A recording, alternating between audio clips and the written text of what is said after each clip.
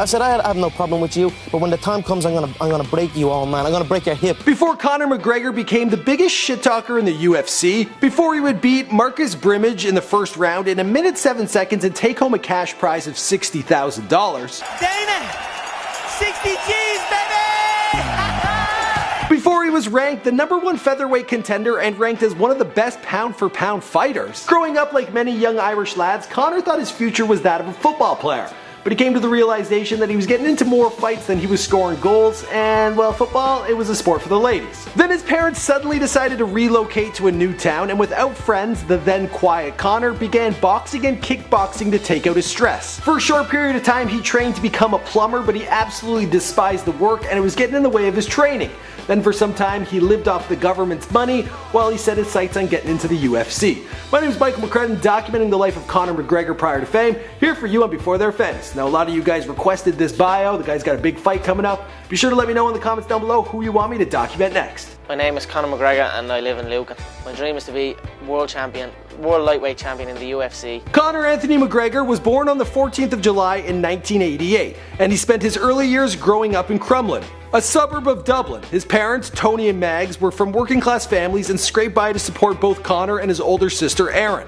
The family lived in Crumlin for 12 years, and Conor made all sorts of great pals. He played on the Lord's Celtic Football Club. He was also a supporter of Manchester United. He was having the best time of his life. Also getting into a few scraps, that was common both on the football field and out in the streets in Dublin, and the guy figured out he could handle his own. Now, right next to his football club was the Crumlin Boxing Club, where Conor would pop in every so often, but still hadn't taken to the sport seriously. Then Conor's parents decided to buy a new house on the outskirts of Dublin in a town known as Lucan, and that put him an hour bus ride away from his buddies, away from his football club, and the guy was really pissed. At this time, Conor had a lot of pent-up resentment towards his family, and decided to take out his pent-up rage at a local boxing and kickboxing club. At this time, he also decided to turn his back on football.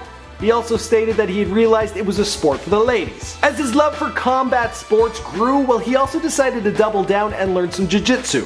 The Irish government dictates that if you're not interested in attending university to secure a degree, then you need to find a trade and you need to begin your career. Seeing as becoming a UFC fighter wasn't one of the boxes you could check off, well, Conor, he was forced to pick a trade. He went with plumbing, and he started that at 17. Now, this was a job that he would absolutely despise. He would need to wake up at 5 a.m. in the morning. He would have to work 10 to 12 hours on a construction site.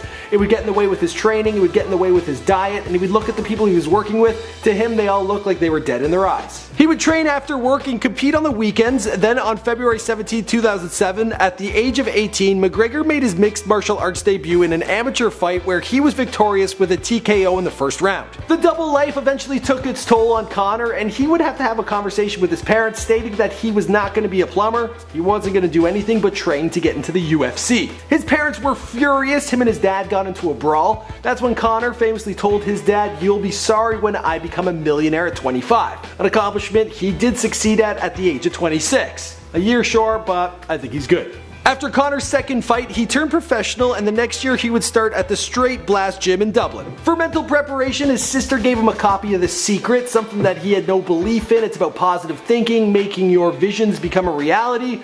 But eventually, after having a bad day, he decided to open up the book or watch the DVD, and from there he was hooked. Beginning in 2011, McGregor started an undefeated streak of 14 wins, consisting of 1 judge's decision, 1 submission, and 12 knockouts, or technical knockouts, 9 occurring in the first round. I just can't get it out of my head, but looking back, I should have just pulled my knee from my leg and hit him with it. Then in February of 2013, Dana White was in Dublin, the University of Trinity. They had something for him, but while he was there, everyone kept talking about this kid, Conor McGregor. So the two of them, they would have a sit down. And a few days later, he would be signed to the UFC. And the rest of the story, well, you know the story because this is Before They're Famous. My name is Michael McCrudden. Thanks for checking out my personal channel. You guys asked for this video. Be sure to let me know in the comments down below who you want me to document next.